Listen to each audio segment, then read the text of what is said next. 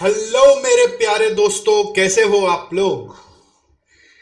FM की दुनिया में आपका फिर से स्वागत है। चलो, आशा कर रहा हूं कि आपने सारी बेसिक क्लासेस अभी तक कर ली है। उस बेसिक को लेकर थोड़ा बहुत और छेड़छाड़ करते हैं, एक बार रिकलेक्ट करते हैं कि आपने क्या समझा, क्या सीखा। तो देखिए, थोड़ा सा कॉपी में आप मेरे साथ नोट भी कर सकते हैं। हालांकि बेसिक में सब लिखा हुआ है, बट फिर भी जो मैं भी स्क्रीन पे लिख रहा हूं वो भी आप थोड़ा बहुत यहाँ पे सोच सकते हो। मेरे साथ एक बार और वापस सुन लो और लिख लो, जिससे कि आपको ध्यान रहेगा कि सर ने इस तरह के अलग से कुछ और बताया था। ठीक है। Financial management. ठीक है। फाइनेंशियल मैनेजमेंट नॉर्मली हम लोग कहते हैं रुपया पैसा का मैनेजमेंट। तो इसमें दो शब्द है। शब्द नंबर 1 है फाइनेंस, दूसरा शब्द है मैनेजमेंट। फाइनेंस का मतलब क्या है? Finance is the term for fund, money, cash, capital. ये सब अलग अलग नाम है इसके। मोटा भाषा में ये बोलते हैं रुपया, है ना, रोकड़ा। तो रोकड़ा मैनेजमेंट। मैनेजमेंट मतलब क्या है? इसको अरेंज करना, इसको यूटिलाइज करना, इसको जिससे लाया उसको वापस करना, इसको रिटेन करना अपने पास, और इसको ग्रो करना। रिटेंशन एंड ग्रोथ एक साथ भी बोल सकते हो। देखो कितना इजी कर दिया मैंने। फंड को लाना, यूज करना,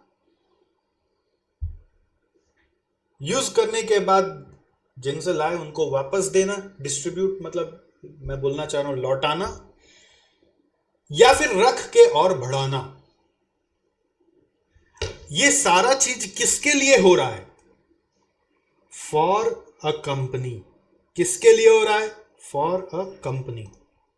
इसलिए ये पूरा फाइनेंशियल मैनेजमेंट जो हम लोग सीख रहे हैं, इसका दूसरा नाम है कॉरपोरेट फाइनेंस। क्या नाम है?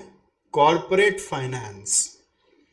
ऐसे तो हर इंसान को भी अपनी जिंदगी में रुपया अरेंज करना पड़ता है। जैसे अब आपकी पढ़ाई हो रही है तो मम्मी पापा रुपया अरेंज कर रहे हैं, उसको सही तरीके से यूटिलाइज करते हैं, उसको जगह जगह इन्वेस्ट करते हैं, फिर उसको ग्रो भी करते हैं।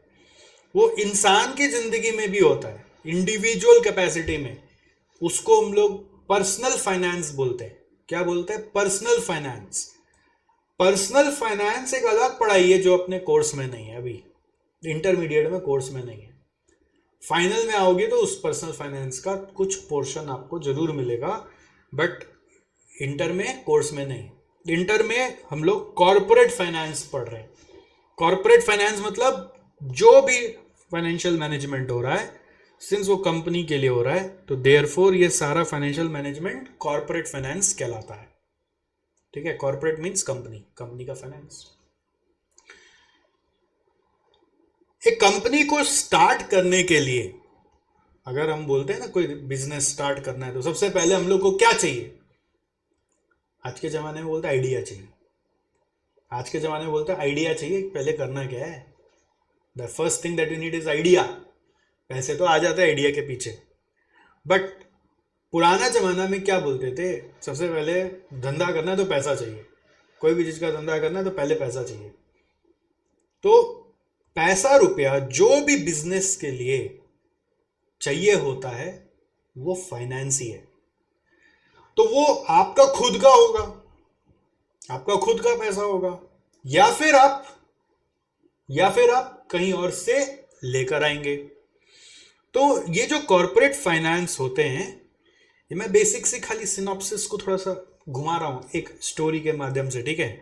ये डायरेक्ट क्वेश्चन कुछ नहीं है, ये बस आपका दिमाग में सब्जेक्ट को बैठाने का प्रयास किया जा रहा है, ठीक है। It's not a direct question for examination, it's just I am trying to create some space of the subject in your mind. Second point में क्या समझा रहा हूं कि जो सोर्स है, ये सोर्स ऑफ फाइनेंस, ये कहां से आएगा? एक बेसिक आइडिया के लिए, एकदम बेसिक आइडिया के लिए, इन जनरल ये सोर्स में एक अपना पैसा होता है और एक गांव वालों का होता है। गांव वालों, ओ गांव वालों, मुझे पैसा दे दो, मैं धंधा करना चाहता हूं। देते हैं गांव वाले अलग अलग टर्म्स एंड कंडीशन के हिसाब से। तो एक होता है ओन्ड फंड और दूसरा होता है बोरोड फंड। क्या होता है? बोरोड फंड, उधार लिया हुआ किसी और का रुपया। तो बोरोड फंड के पीछे आपको बदले में कुछ लौटाना पड़ेगा, चार्ज देना पड़ता है, जैसे चार्ज फॉर फाइनेंस। अरे ऐसे कोई फोकट में पैसा कैसे देगा? मतलब they will want something in return for giving their money to you. उसको हम लोग बोलते हैं कॉस्ट ऑफ फाइनेंस। क्या बोलते हैं? Cost of finance, cost of capital, cost of capital. And in case of borrowed fund, the obligation is fixed. The obligation is fixed. Obligation मतलब जिम्मेदारी to pay the extra amount. जिम्मेदारी to pay that extra amount is fixed. Fixed means उसका rate decide हो गया है, rate is fixed, पहले से decided है और वो उतना देना ही पड़ेगा, ठीक है। जैसे अपने किसी से भी उधार लेके आ रहे हैं, मान लो किसी से, जैसे बैंक से लेके आ रहे हैं, तो बदले में वो रेट ऑफ इंटरेस्ट फिक्स हो गया है और वो उतना देना पड़ेगा। रेट ऑफ इंटरेस्ट फिक्स हो गया और वो उतना देना पड़ेगा। रेट ऑफ इंटरेस्ट फिक्स हो गया है और वो उतना देना पड़ेगा। The obligation is fixed. समझ में आया आपको? But in case of owned fund, ideally there is no cost of finance. Ideally कोई अपना पैसा का क्या कॉस्ट यार, अपना तो अपना लगा दिया। लेकिन फाइनेंस मैनेजमेंट बोलता है नहीं, let us consider business as a separate entity than you. Owner अलग, बिजनेस अलग। Business is a separate entity all together. ऐसा आपने कभी कॉमर्स में सुना होगा, पढ़ा होगा 11-12 में। बिजनेस एक सेपरेट एंटिटी है, ओनर अलग है। तो ओनर अगर अपना रुपया बिजनेस में डाल रहा है तो उसका भी कॉस्ट होगा। अरे वाह, उसका भी कॉस्ट होगा। कॉस्ट ऑफ फाइनेंस इधर भी आएगा, उसको भी बोलेंगे कॉस्ट ऑफ कैपिटल। बट उधर जो ऑब्लिगेशन है, वो ऑब्लिगेशन हम लोग बोलते हैं इम्प्लाइड है। इम्प्लाइड मतलब देना एज सच कोई फिक्स रेट पे है, ऐसा नहीं है। You don't have to give at fixed rate, but still you have to give, because owner अपना पैसा क्यों देगा? आज एक कंपनी में रिलायंस इंडस्ट्रीज है, मैं भी शेयर होल्डर हूं, तो मैं अपना पैसा रिलायंस इंडस्ट्रीज को क्यों दूंगा? रिलायंस इंडस्ट्रीज मेरे को ओनर बना दिया, ओनर्स कैपिटल लेकर मेरा जा रहा है, तो मैं क्यों दूंगा? बदले में कुछ तो चाहिए। उसका रेट फिक्स नहीं होता है, उसका रेट फिक्स नहीं होता है। Obligation rate is not fixed, but फिर भी वो रुपया हमें चाहिए तो सही। इवन मुकेश अंबानी अपना रुपया से जियो खोला, तो अपना रुपया से खोला, तो क्या हुआ? उसके बदले उनको भी तो कुछ रिटर्न चाहिए।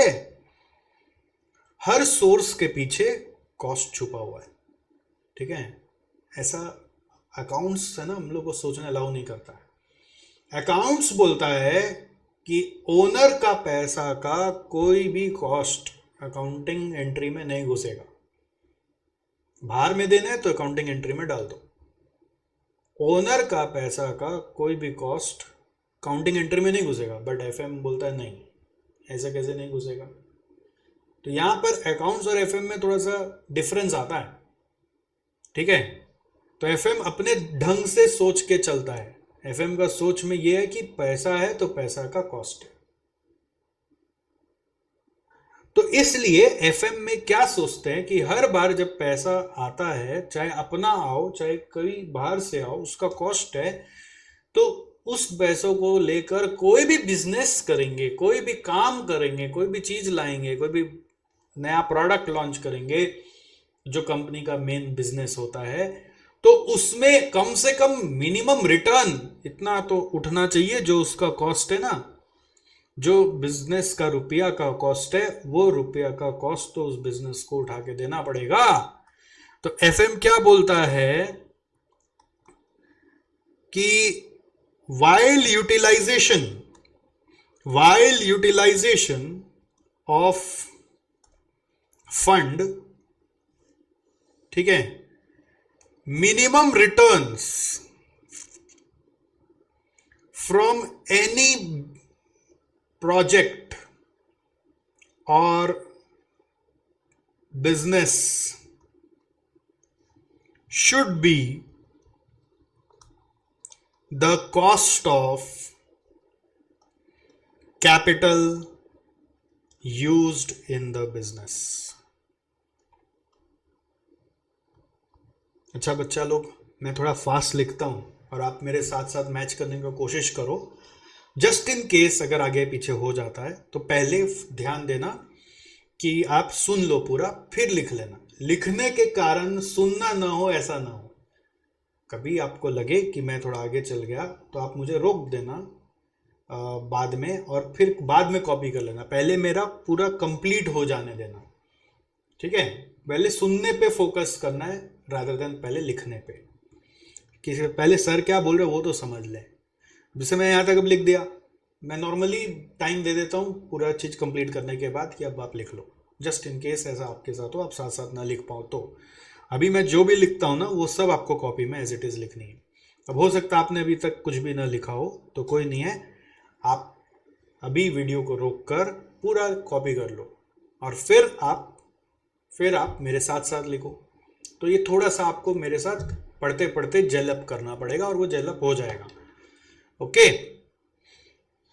तो फाइनेंस मैनेजमेंट क्या कहता है कि मिनिमम रिटर्न आना चाहिए, जितना कॉस्ट है उतना।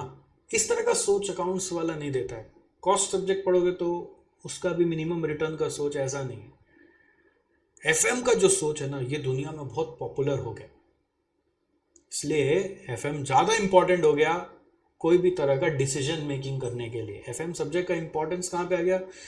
कोई भी चीज़ का डिसीजन मेकिंग करना है कि ये काम करना है कि नहीं करना, जहाँ रुपया इन्वॉल्व है, तो वहाँ पे बोलते हैं यार एफएम की बुद्धि से इवेलुएट करो। कॉस्ट की बुद्धि भी काम नहीं आ रही, अकाउंट्स की बुद्धि भी काम नहीं आ रही। We evaluate on the basis of FM, financial management के जो प्रिंसिपल्स है उससे, यानी कि मिनिमम रिटर्न उतना तो आना ही चाहिए। बट एक धंधा, एक बिजनेस का ये टारगेट नहीं होना चाहिए कि सिर्फ जो कॉस्ट है उतना ही रिटर्न लाना है। अगर उस बिजनेस का टारगेट इतना ही है कि सिर्फ जितना कॉस्ट है उतना ही रिटर्न लाएगा हर बार, तो क्या होगा? तो हम लोग बोलते हैं बिजनेस ग्रो नहीं करेगा। ग्रो करने के लिए आपको एक्स्ट्रा कमाना पड़ेगा।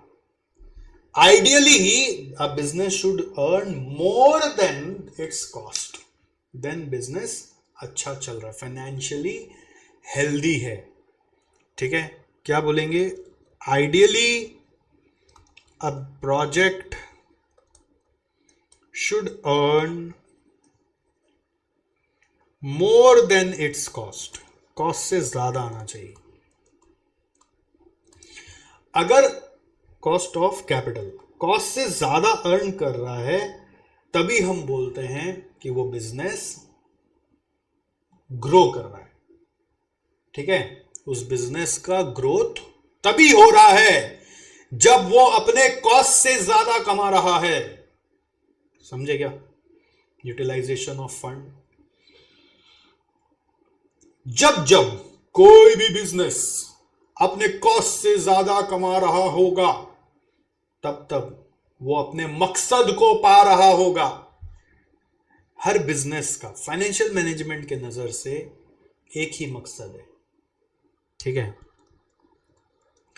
फाइनेंशियल मैनेजमेंट के मकसद को बोले objective of financial management, objective of financial management is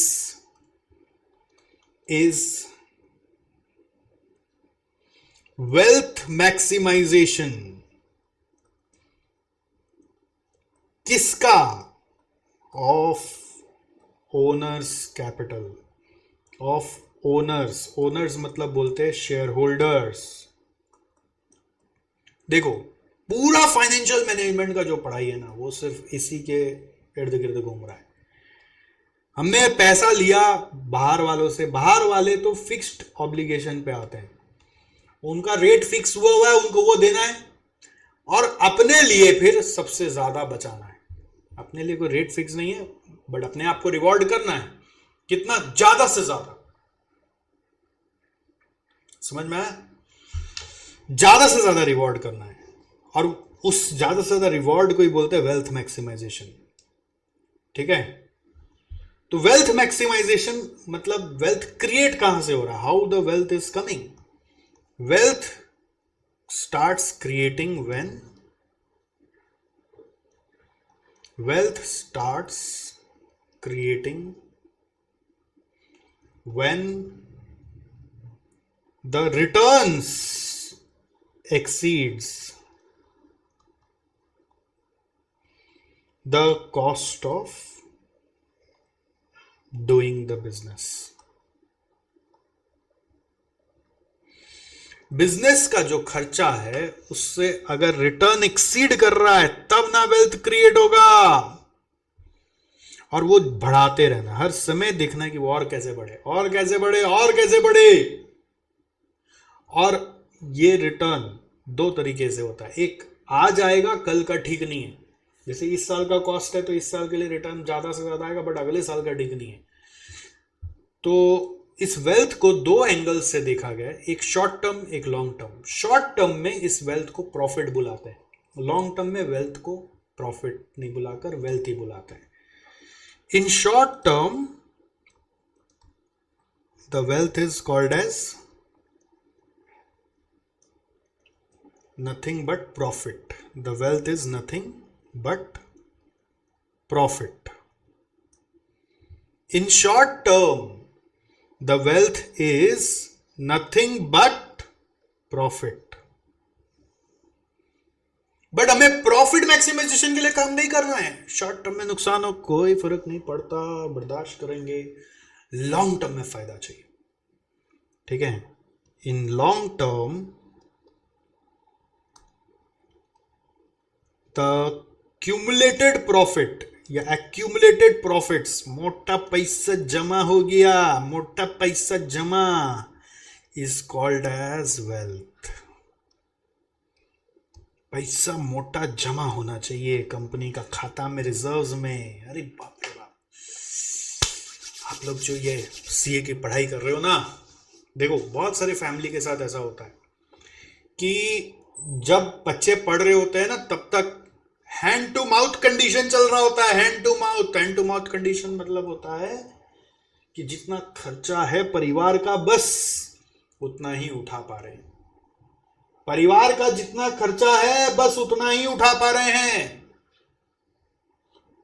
कभी कभी तो उसमें भी शॉर्टफॉल हो रहा है, पड़ोसी से, पापा कहीं बिजनेस से, कहीं से जॉब से उधार लेके चल रहा है।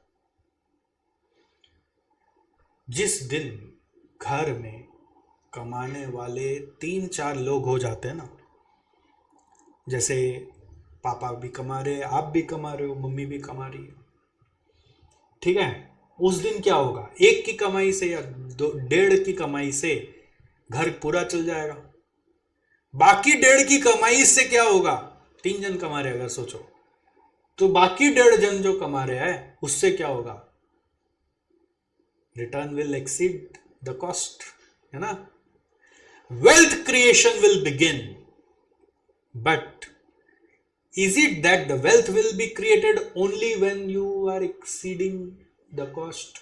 No. अगर आप वो पैसा उठाकर, मान लो फॉरेन घूमने चले जाते हो, वो पैसा उठाकर मान लो कि आप मोटरसाइकिल खरीद लिया, लैपटॉप खरीद लिया, फिर ठन ठन गोपाल हो गया, कहीं ना कहीं ट्रिप पे निकल जाते हो, खर्चा कर दे रहे हो, तो वेल्थ क्रिएट नहीं होगा। वेल्थ क्रिएट तब होता है जब प्रॉफिट एक्यूमुलेट होता है। वो पैसा ऐसा जगह जाम होना चाहिए जहां से इससे फिर कुछ और आगे कर सके। सेविंग्स करना पड़ेगा। जो ये सिद्धांत को समझ लिया ना, वो पढ़ाई को अपनी जिंदगी में उतार लिया और वो जिंदगी में वेल्थ क्रिएट करके निकल जाएगा। गोल्डन रूल बनाना पड़ता है लाइफ में कि जितना रुपया हम कमा रहे हैं उसका इतना परसेंट हम सेव करेंगे ही करेंगे। इसी तरह से कंपनियों को हम लोग जाके सिखा रहे हैं इतना परसेंट आपको सेव करना ही पड़ेगा। वो सेविंग्स कहां काम आएगा? वो सेविंग्स काम आएगा जब आप कोई नया धंधा करोगे, या फिर बिजनेस है ना भाई, कोई भी कुछ भी आपातकालीन परिस्थिति आ गया तो बिजनेस में हर्जा नहीं आएगा। ठीक है, आप रिलायंस इंडस्ट्रीज का बैलेंस शीट को जाके गूगल करके देखिए और देखिए वहां पे कितना रिजर्व्स है। समझ गए? जाके गूगल करके पढ़िए, जाइए गूगल में Reliance Industries balance sheet search करिए, इन्फोसिस बैलेंस शीट सर्च करिए, and then go and see the amount of reserves that they are having. That indicates they are created wealth over the years. और वो रिजर्व्स का corresponding आपको दिखेगा कि investment इतना रुपया है। That will indicate that they have created the wealth.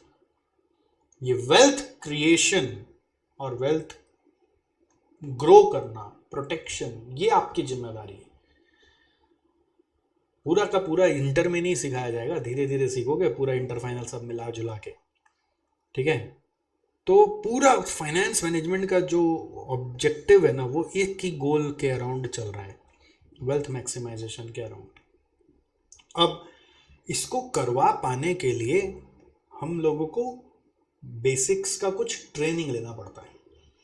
ठीक है, एफएम की दुनिया का कुछ टर्मिनोलॉजीज है, एफएम की दुनिया का कुछ अपना सिस्टम है, प्रोसेस है। FM is not accounting, FM is not costing, FM is FM. Cost management भी नहीं है, अकाउंट्स भी नहीं है, it is FM. Finance management एक अलग दुनिया है। तो इसके लिए आपको अलग अलग तरह का अंडरस्टैंडिंग सब्जेक्ट का दिया जाता है वाया डिफरेंट डिफरेंट चैप्टर्स। जैसे आप अगर देखोगे तो एक चैप्टर आपको मिलेगा टाइप्स ऑफ फाइनेंसिंग। अगर आप इंस्टीट्यूट मैट में जाओगे ना, सोचो इंस्टीट्यूट मैट में आ गए हम लोग, देखो एक तो स्कोप एंड ऑब्जेक्टिव में ऐसे ही टच कर ही रहा था अभी। दूसरा देखो types of financing. Types of financing मतलब कहाँ से रुपया लाया जा सकता है और उस सबका प्रोज एंड कॉन्स क्या है, एडवांटेज क्या है, डिसएडवांटेज क्या है। कहीं भी कोई भी रुपया दे रहा उठा के लिया होगा, ऐसा तो नहीं होना चाहिए। फिर आपको सिखाया जाता है कि कैसे करंट फाइनेंशियल हेल्थ चेकअप करते हैं कंपनी का। आपको फाइनेंस डॉक्टर बनाया जाता है। जैसे एक डॉक्टर होता है, वो हम लोग उसके पास जाते हैं तो वो हमारा नर्व्स पकड़ के चेक करता है ना कि अरे आपका क्या बीमारी है, या फिर स्टेथोस्कोप लगाता है या टेस्टिंग करवाता है। तो वैसे ही हम लोग भी किसी भी कंपनी का फाइनेंस मैनेजमेंट करने का काम उठाएंगे अगर, तो पहले देखेंगे तो सही उसका हालत क्या है। तो वो हालत कहाँ से पता चलता है? कंपनी से बातें करने से बाद में पता चलता है। पहले बोलते हो अपना पीएल बैलेंस शीट दे दो। तो पीएल बैलेंस शीट बनाता कौन है? अकाउंटेंट। तो अकाउंट्स का बुद्धि आपको होना चाहिए। आप वो पीएल बैलेंस शीट लेते हो और उसको पढ़ते हो एक डिफरेंट एंगल से, जिसको आप बोलते हो फाइनेंशियल स्टेटमेंट एनालिसिस या फाइनेंशियल एनालिसिस एंड प्लानिंग। उसको पढ़ने का तरीका आपको सिखाया जाता है in through ratio analysis. Ratio analysis आप पढ़े हो अपने 11-12 में भी आप पढ़े होते हैं, बट इसका एक नया पर्सपेक्टिव आपको यहाँ पे मिलेगा। फिर फाइनेंशियल एनालिसिस एंड प्लानिंग के बाद मान लीजिए अलग अलग फाइनेंसिंग का बात हुआ था, तो हर फाइनेंसिंग का कॉस्ट है, तो उस कॉस्ट को डिटरमाइन कैसे करते हैं, परसेंट में निकालते कैसे, वो है cost of capital. Cost of capital का ही एक्सटेंशन है कैपिटल स्ट्रक्चर। जैसे कैपिटल स्ट्रक्चर मतलब होता है कि अब जैसे मान लीजिए मेरे को टोटल कैपिटल 100 लाख चाहिए या 100 करोड़ रुपया चाहिए। अब 100 करोड़ रुपया कंपनी में अगर जरूरत है तो हम किस जगह से कितना परसेंट उठाएं। कैपिटल स्ट्रक्चर मतलब होता है ब्रेकअप ऑफ कैपिटल। मतलब ओनर्स फंड कितना होगा, बोरोड फंड कितना होगा, उसका ब्रेकअप क्या होना चाहिए, मिक्स क्या होना चाहिए, 50-50 होना चाहिए, 60-40 होना चाहिए, 80-20 होना चाहिए, 70-30 होना चाहिए, 20-80 होना चाहिए, क्या परसेंट में मिक्स करें जिससे कि हमें सबसे ज़्यादा फायदा और हमारा ग्रो करेगा। फिर हम लोग ये सोचते हैं कि हम लोगों को अपने बिजनेस में किस तरीके का कॉस्ट को अपने हेडेक पे लेना चाहिए। जैसे कॉस्ट आप लोग पढ़ेंगे, वेरिएबल कॉस्ट होता है, फिक्स कॉस्ट होता है। तो वेरिएबल ज़्यादा रखे, फिक्स कम रखे, कि फिक्स ज़्यादा रखे, वेरिएबल कम रखे, उसका इम्पैक्ट क्या है। कॉस्टिंग में कॉस्ट का स्ट्रक्चर डिज़ाइन करवाते हैं, ठीक है। इसी तरह से पीएल में और भी आते हैं, फाइनेंस रिलेटेड कॉस्ट भी आते हैं, जैसे इंटरेस्ट आता है, प्रेफरेंस डिविडेंड आता है। तो इंटरेस्ट और प्रेफरेंस डिविडेंड को लेके भी सोचते हैं ये ज़्यादा होना चाहिए, कम होना चाहिए, वो सिखाया जाता है लिवरेजेस चैप्टर में, ठीक है। इसके बाद अगर हम मॉड्यूल 2 में जाते हैं तो मॉड्यूल 2 में इन्वेस्टमेंट डिसीजन, जो रुपया आ गया उसको कहाँ इन्वेस्ट करें जिससे मिनिमम रिटर्न तो आए, हमारा मिनिमम रिटर्न से एक्स्ट्रा किसमें आ रहा है, तो चेक कैसे करेंगे। डिविडेंड डिसीजन मतलब जो रुपया आया अब उसको डिस्ट्रीब्यूट करना है। डिस्ट्रीब्यूट करना है तो कितना डिस्ट्रीब्यूट करें, कितना रिटेन करें, रिटेन करेंगे तभी तो आगे एक्सपेंशन अपॉर्चुनिटीज आएगा, तभी तो आगे और बढ़ा पाएंगे। और मैनेजमेंट ऑफ वर्किंग कैपिटल मतलब जो डे टू डे एक्टिविटीज को हैंडल करने के लिए रुपया चाहिए, वो कहाँ से आएगा, उसको कैसे संभाला जाए, वो खत्म ना हो जाए, उसका ध्यान रखना है, वो मैनेजमेंट ऑफ वर्किंग कैपिटल है। तो हर चैप्टर का अपना अपना एक यूज है, ठीक है। हर चैप्टर का अपना अपना एक यूज है, जो कि आप चाहो तो ये वापस से रिवाइंड करके फिर से ये पोर्शन सुन सकते हो, सो दैट आपको हर चैप्टर का यूज दिमाग में बैठ जाए। और ये इतना से ही पूरा वेल्थ मैक्सिमाइज करना आ जाएगा ऐसा नहीं है, फाइनल में आओगे तो और सीखोगे, तब ओवरऑल वेल्थ मैक्सिमाइजेशन आपको समझ में आएगा, ठीक है। सो ये आपका क्रक्स था बेसिकली। तो इस क्रक्स के बाद अब क्या है, मैं आपको लेके चलूंगा कुछ एक प्रैक्टिकल ओरिएंटेड चैप्टर में, जिसका नाम है ratio analysis. Ratio analysis is our next chapter. और इस चैप्टर के पहले जो चैप्टर्स था वो अगर मैं नहीं करा रहा हूं तो वो लास्ट में होगा, वो थियोरेटिकल चैप्टर है। चैप्टर 1 और 2 पूरा थ्योरी है, ठीक है। स्कोप और types of financing fully theory है, और बाकी सब प्रैक्टिकल है। Financial analysis, cost of capital, capital structure, leverage, और उधर भी 3 चैप्टर थे, पूरा प्रैक्टिकल है। पहला 2 चैप्टर पूरा थ्योरी है, तो पूरा जो थ्योरी है वो सब अपने एकदम लास्ट में पढ़ लेंगे, एकदम लास्ट में। वो 20% है आपका सब्जेक्ट का, और वो एकदम सर आपको लास्ट में पढ़ा देंगे। तो हर चैप्टर में भी अपना अपना थ्योरी है, ये भी ध्यान रखना, तो वो चैप्टर के साथ साथ होते रहेगा। बट ये फर्स्ट 2 चैप्टर्स का थ्योरी है, पूरा थ्योरी है ये, वो लास्ट में होगा। और काफ़ी कुछ इसका हम लोग बेसिक्स में कवर भी कर चुके होते हैं, और लास्ट में पढ़ाने का मकसद ये है कि ये सब शुरू में पढ़ाने से टाइम ज़्यादा लग जाता है और लास्ट में पढ़ाने से टाइम कम लगता है, क्योंकि ये सब का कुछ ना कुछ पोर्शन हम लोग अपने ये सब चैप्टर्स में अच्छे से सीख लिए होते हैं, तो लास्ट में पढ़ने में प्रेशर कम होता है। तो वो मैं लास्ट में आपको कराऊंगा। तो अभी मेन जो चैप्टर अभी उठा रहा हूँ वो उठा रहा हूँ आपके लिए रेशियो एनालिसिस, ठीक है। तो आपका जो सिलेबस है आप एक बार उसको प्लीज़ मेरे साथ नोट कर लीजिए ऐसे कॉपी में, कि थ्योरी रिलेटेड 2 चैप्टर हैं। एक है स्कोप एंड ऑब्जेक्टिव चैप्टर 1, और चैप्टर 2 जो इंस्टीट्यूट मैट के हिसाब से है, स्कोप एंड ऑब्जेक्टिव, और चैप्टर 2 है टाइप्स ऑफ फाइनेंसिंग। और प्रैक्टिकल ओरिएंटेड चैप्टर्स बाकी सब है, जिसमें चैप्टर 3 है रेशियो, शॉर्ट में लिख दिया रेशियो एनालिसिस।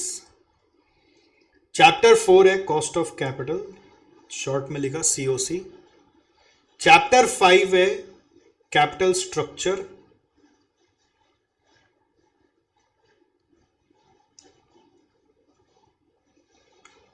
चैप्टर 6 है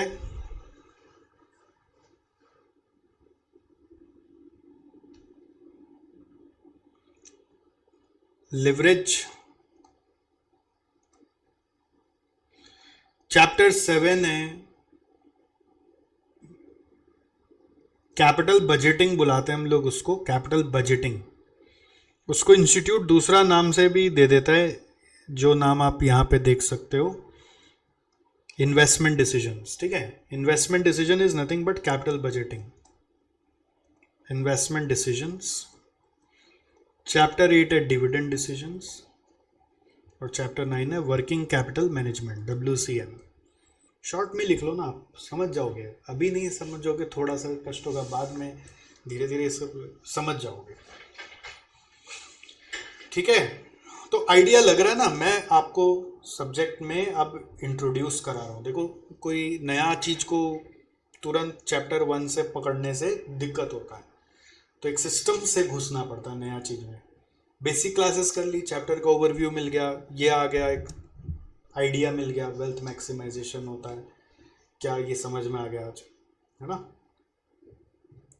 वेल्थ मैक्सिमाइजेशन समझ में आ गया, फिर आपको समझ में आ गया पैसे कहाँ से आते हैं, पैसे की कॉस्ट होता है, कॉस्ट से ज़्यादा कमाएंगे तभी वेल्थ आएगा ना, राइट।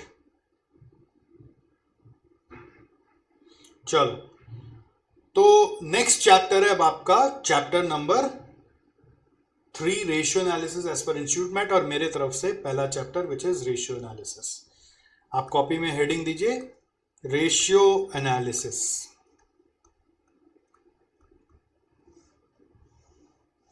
रेशियो एनालिसिस, हालांकि रेशियो एनालिसिस आप लोगों का पूरा पढ़ा हुआ है, ठीक है, हालांकि आपका पूरा पढ़ा हुआ है, बट फिर भी मेरे से वापस पढ़ना पड़ेगा आपको।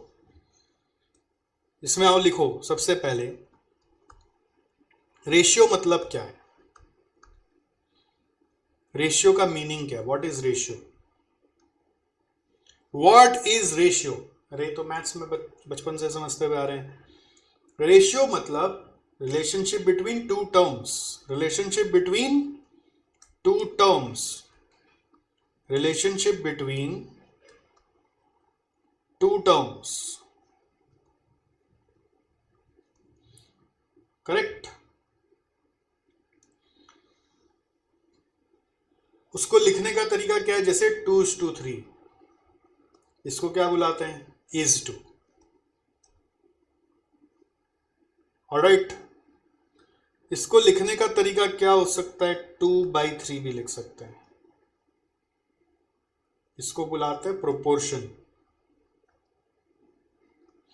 या फिर 2/3 को आप 2/3 करके 0.667 टाइम्स भी लिख सकते हो,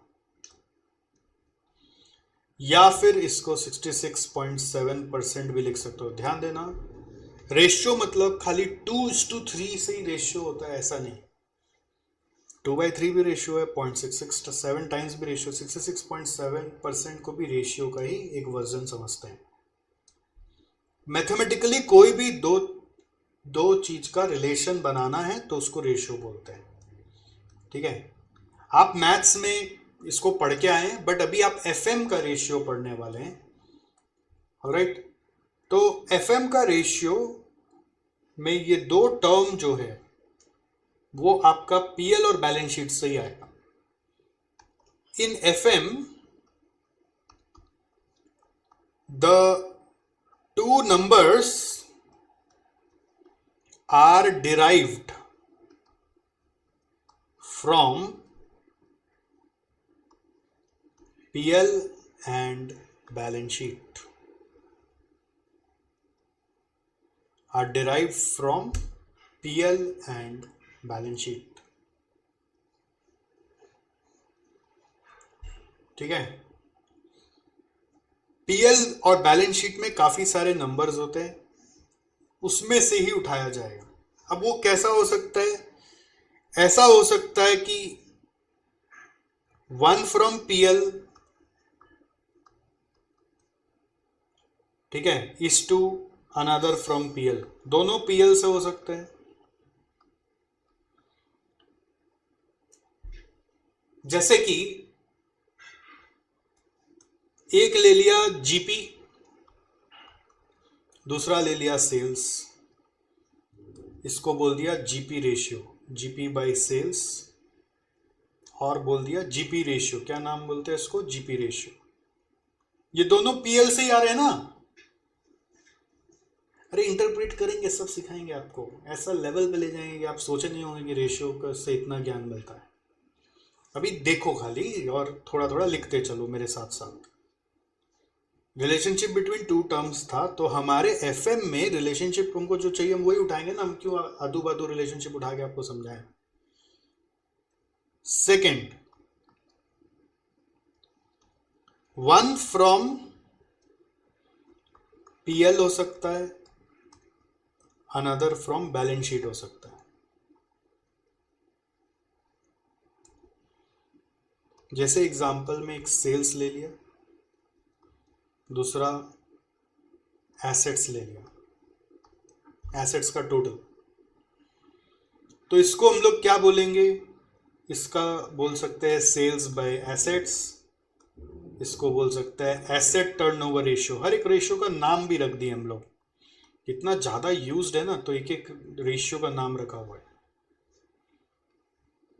ऐसे कोई भी कुछ भी लेते हैं ऐसा नहीं है, सब डिफाइंड है, ये सब डिफाइंड है, दिमाग में मेरे है, ठीक है, आप लोग के दिमाग में भी बैठ जाएगा। ये सब डिफाइंड है, ऐसा नहीं है कोई भी कोई सा पीएल का फिगर कोई सा बैलेंस शीट का फिगर ले रहा है, ऐसा नहीं, क्योंकि सबसे कुछ मीनिंगफुल इंफॉर्मेशन निकलना चाहिए, हर एक से नहीं निकलता है, इसलिए ये सब डिफाइंड सेट ऑफ रेशियोज है जो काम आते रहता है। वैसे बनाने में आप बना सकते हो कोई भी, कोई दिक्कत वाली बात नहीं है, बट मैथ्स नहीं करना है ना अपने को कि कोई को भी बैठा लिया, अपने को इंटरप्रिटेशन लगाना है। ये बेसिक पर्पस क्या है रेशियो एनालिसिस का, फाइनेंशियल हेल्थ चेकअप करना है। One from balance sheet, another from balance sheet, one from balance sheet, another from balance sheet, ऐसा हो सकता है। जैसे एग्जांपल, इधर से करंट एसेट, इधर से करंट लायबिलिटी, तो सी ए बाई सी एल हो गया, तो current ratio, C A by C L हो गया तो करंट रेशियो। ऐसे मैंने 3 एग्जाम्पल दिए कि इस तरह से हमारे रेशियोज हमारे सामने आएंगे, इस तरह से हमारे रेशियोज हमारे को मिलने वाले हैं। समझ में आया मैं क्या बोल रहा हूं, इस तरह से हमारे रेशियोज हमें मिलेंगे। और भी बहुत सारे टाइप्स मिलेंगे, अभी 3 आपको एग्जाम्पल दिखाया, आई होप आप यहां तक लिख लिए। देखो कभी भी मैं आगे निकल जाऊं तो आप रुक जाना, पहले बोलना चलो सर को खत्म कर लेने दो, फिर मैं हमेशा कहीं ना कहीं जाके रुकता हूं, वीडियो रोकना उस समय, फिर पीछे का लिखना। ऐसा ना हो कि लिखने के चक्कर में सुना नहीं समझा नहीं, ऐसा ना हो, क्योंकि ऐसा बहुत बार बच्चे कर लेते हैं मिस्टेक अपने पढ़ाई के साथ। नेक्स्ट, रेशियो एनालिसिस क्या होता है। रेशियो एनालिसिस मतलब लिखो, interpretation of ratios, interpretation of financial ratios. Financial ratios मतलब क्या हुआ, वही रेशियो जो फाइनेंशियल स्टेटमेंट्स के नंबर से निकाले गए, फाइनेंशियल स्टेटमेंट मतलब पीएल बैलेंस शीट से निकाले गए, to identify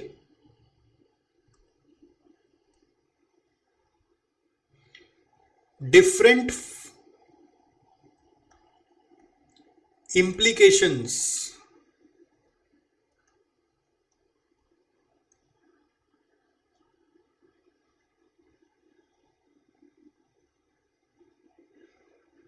such as number 1, हम लोग क्या क्या पता करेंगे, शॉर्ट टर्म सॉल्वेंसी कैसा है कंपनी का। शॉर्ट टर्म सॉल्वेंसी मतलब क्या होता है कि एक कंपनी है जो शॉर्ट टर्म में सॉल्वेंट रहेगा कि नहीं रहेगा।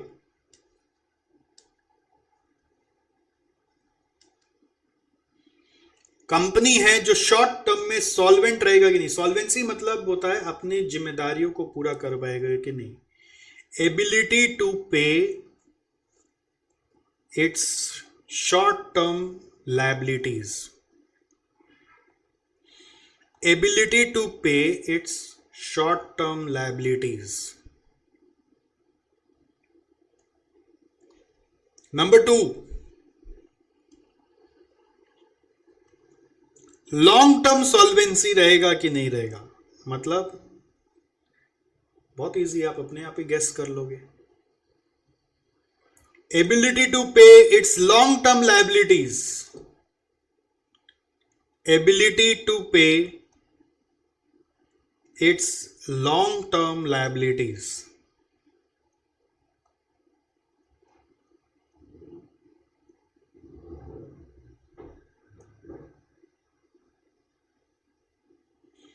Number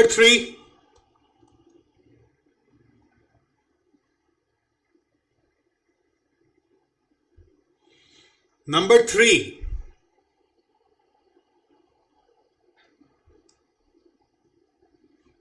activities.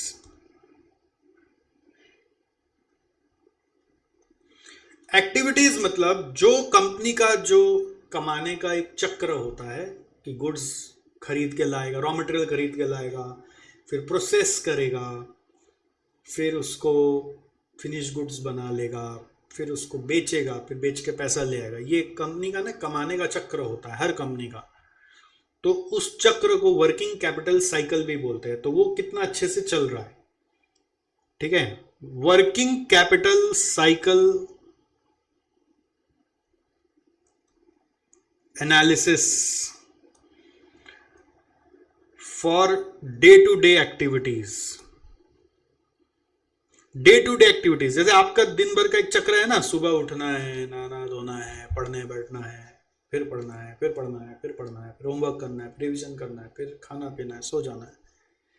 वैसे दिन भर में कंपनी का भी कुछ काम है ना, तो वो काम वर्किंग कैपिटल साइकिल के नाम से यहाँ पे जाना जाता है। वो एक्टिविटीज चेक करके पता चल सकता है हमें रेशियो एनालिसिस के माध्यम से। फोर्थ है प्रॉफिटेबिलिटी कैसा है, मतलब काम कर रहा है बट फायदा भी हो रहा है कि नहीं हो रहा है। बहुत बार होता है ना, काम तो बहुत है बट लॉस है। फ्लिपकार्ट अभी भी लॉस में, इतना साल से काम कर रहा है बट लॉस। अमेजोन अभी भी लॉस में, ठीक है। उबर अभी भी लॉस में, इतना काम हो रहा है बट लॉस में। तो प्रॉफिट आ रहा है कि नहीं आ रहा है, तो ये भी तो चेक करना पड़ेगा। प्रॉफिट नहीं आ रहा तो वेल्थ कैसे क्रिएट होगा। एबिलिटी टू अर्न प्रॉफिट्स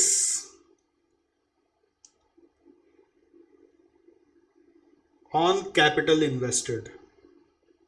जो हम कैपिटल डाले हैं उससे वो एक्स्ट्रा कुछ जनरेट कर पा रहा है क्या, वेल्थ क्रिएशन हो रहा है क्या। वेल्थ क्रिएशन तो यहीं से होता है ना, जो हम इन्वेस्ट कर रहे हैं वो वेल्थ क्रिएशन में जा रहा है कि नहीं जा रहा है। ये 4 कैटेगरी है रेशियो एनालिसिस में, ये 4 कैटेगरी है, ठीक है। फाइनेंशियल रेशियोज बनाकर इंटरप्रेट करेंगे इस 4 जगह पे आके, ओके।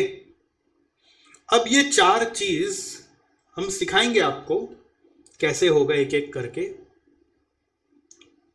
बट एक चीज समझने का है कि हम जो भी पढ़ाई कर रहे हैं वो फुल प्रूफ नहीं है, उसका लिमिटेशंस है। लिमिटेशन क्या है,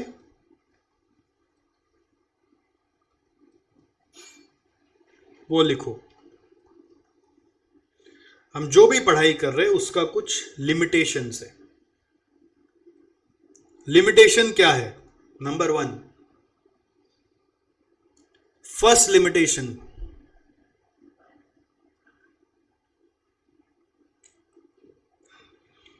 फर्स्ट लिमिटेशन क्या है कि आप जो फाइनेंशियल स्टेटमेंट्स के ऊपर पढ़ाई कर रहे हो वो फाइनेंशियल स्टेटमेंट सजाया हुआ हो सकता है। सजाया हुआ फाइनेंशियल स्टेटमेंट को बोलते हैं विंडो ड्रेस्ड फाइनेंशियल स्टेटमेंट्स। मतलब वो हकीकत नहीं दिखा रहा है, उसमें कुछ घोटाला है। ये सब तो आप खबर सुनते ही रहते हो कॉर्पोरेट वर्ल्ड में। अभी हाल में बाइजू का फाइनेंशियल स्टेटमेंट को लेके बहुत कंफ्यूजन चल रहा है। बाइजू तो लोग छोड़ के जा रहे हैं, ऑडिटर भी छोड़ के भाग रहा है। Window dressed financial statement. Second, financial statement बनाते समय अकाउंट्स का यूज होता है, तो different accounting policies in different companies. अलग अलग कंपनी में अलग अलग अकाउंटिंग पॉलिसी लग रखा है, ठीक है।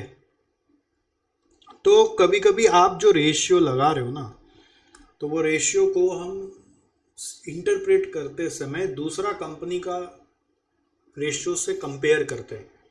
अब दूसरा कंपनी का अकाउंटिंग पॉलिसी अलग है, हमारा अलग है। हमारा एक्रूअल चलता है, उनका कैश चलता है ना। हम लोग स्टॉक को कॉस्ट पे दिखाते हैं, वो लोग स्टॉक को मार्केट वैल्यू पे दिखाते हैं। हमारे यहाँ एएस लगता है, उनके यहाँ आईएफआरएस लगता है। अकाउंटिंग पॉलिसी अलग हो जाती है, ठीक है। No suitable benchmark for comparison. Ratio को इंटरप्रेट करने के लिए हम लोगों को कंपेयर करना पड़ता है किसी से, वरना रेशियो इंटरप्रेट नहीं होता। रेशियो अपने आप में कोई समझ नहीं आता कि ये सही है कि नहीं है। अगर रेशियो मान लो जीपी रेशियो 30% है, तो 30% सही है कि नहीं है समझ में नहीं आता। ये पता कैसे चलता है? जब दूसरों से कंपेयर करते हैं। तो ऑथेंटिकेटेड बेंचमार्क क्या है? किससे कंपेयर करें?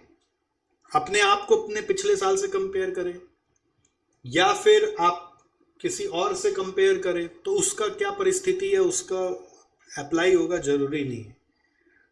फिर भी ये लिमिटेशंस के बावजूद रेशियो एनालिसिस जो इंफॉर्मेशन दे सकता है वो और कोई पढ़ाई दे नहीं सकता। इसलिए रेशियो एनालिसिस पढ़ना है कि ये लिमिटेशन को मद्देनजर रखते हुए भी रेशियो एनालिसिस को पढ़ना जरूरी है, क्योंकि इससे ऐसा सा इंफॉर्मेशन मिलता है जो कि नॉर्मल कोर्स में हम लोगों को नहीं मिलता, ठीक है। हालांकि और भी लिमिटेशंस है, थोड़ा और डिटेल में कभी भी कोई भी चीज़ जाना होगा तो इंस्टीट्यूट मैट से पढ़ना होगा। अभी आपको कुछ भी रेफर करने का दरकार नहीं है। आज की क्लास में यहीं पे रोक रहा हूँ। अगला दिन जब आप आएंगे तो अगले दिन मैं आपको रेशियो एनालिसिस के भी पहले कुछ अकाउंटिंग का बेसिक्स है जो कि हम लोगों को यहाँ पे लगेगा। हमारे फाइनेंस मैनेजमेंट में उसका टर्मिनोलॉजीज और प्रेजेंटेशन चेंज होता है, तो वो मैं आपको पहले कराऊंगा। फिर मैं आपको रेशियो का एक एक झलक दिखाऊंगा, एक एक झांकी दिखाऊंगा, ठीक है। हल्का रहते हैं, तब तक आप अपना दूसरा सब्जेक्ट पर फोकस करिए। एक बार बस इसको गो थ्रू कर लीजिए। जो मैं आज बोला वो मुंह जबानी आपको याद रहे तो बहुत बढ़िया है। आज मैंने ज़्यादा कुछ सच बताया नहीं। फाइनेंस का मतलब समझाया, मैनेजमेंट का मतलब समझाया। सोर्सेज ऑफ फाइनेंस दो तरह के से हो सकते हैं, ऐसे और भी भिन्न भिन्न टाइप्स ऑफ फाइनेंस एक अलग चैप्टर है, वो बाद में पढ़ेंगे। बट हर सोर्स का कॉस्ट है, उस कॉस्ट से ज़्यादा कमाओगे तभी वेल्थ वेल्थ अर्न होगा, और उस वेल्थ को बढ़ाना है। वेल्थ शॉर्ट टर्म में प्रॉफिट कहलाता है, वही एक्यूमुलेट होकर वेल्थ बन जाता है over a long term period. Got it? Syllabus आपको समझाया, रेशियो एनालिसिस में रेशियो क्या होता है वो बताया, और रेशियो कहाँ से बना सकते हैं पीएल बैलेंस शीट का कॉम्बिनेशन से। और रेशियो एनालिसिस में 4 इम्प्लीकेशन मेन है कि आप short term, long term activity और प्रॉफिटेबिलिटी चेक करते हो। और लिमिटेशन ऑफ रेशियो एनालिसिस ये है कि विंडो ड्रेस्ड हो सकता है, कंपैरिजन नहीं होता, अकाउंटिंग पॉलिसी भी अलग अलग हो सकती है, और भी कई सारे मिल जाएंगे। बट मैं जो बता रहा हूँ ये बेयर मिनिमम है, और इतना तो ध्यान रखना ईजी भी है, ठीक है। चलो, दैट्स इट, थैंक यू। अभी और कोई इंस्टीट्यूट में से कुछ नहीं पढ़ना, बस अगली क्लास में आना है, अगला क्लास पढ़िएगा। Okay, bye bye.